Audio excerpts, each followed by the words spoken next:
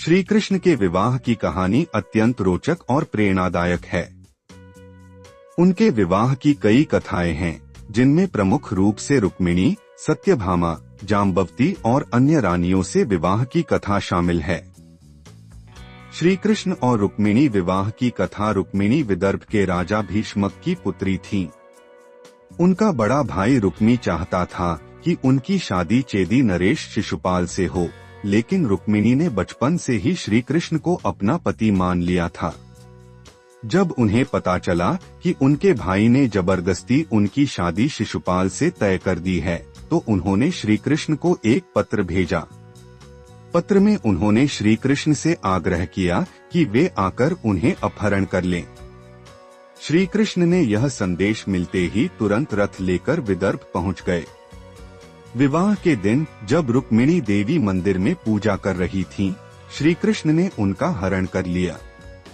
रुक्मी और अन्य राजाओं ने उन्हें रोकने की कोशिश की, लेकिन श्री कृष्ण ने सभी को परास्त कर दिया और द्वारका जाकर विधिपूर्वक रुक्मिणी से विवाह किया।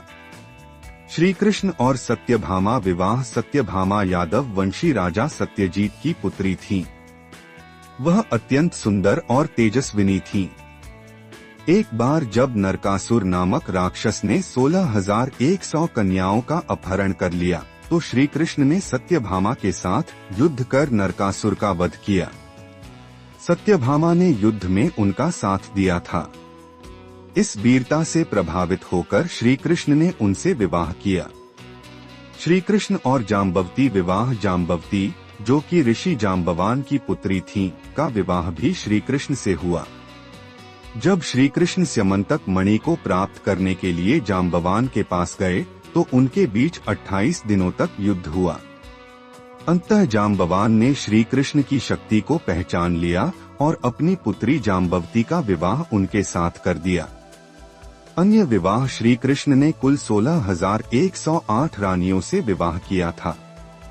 इनमें से 8 प्रमुख रानियां थीं: रुक्मिणी, सत्यभामा, जाम्बवती, कालिंदी, मित्रवृंदा, नग्नजीति, भद्रा और लक्ष्मणा।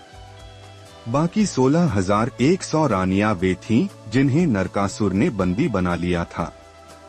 श्री कृष्ण ने समाज में उनकी प्रतिष्ठा बनाए रखने के लिए उनसे विवाह किया। निष्कर्ष, श्री कृष्ण के विवाह केवल व्यक्तिगत नहीं थे, बल्कि समाज में धर्म की स्थापना और अधर्म का नाश करने के लिए भी थे। उनकी पत्नियां न केवल उनकी सहधर्मचारिणी थीं। जय श्री कृष्ण।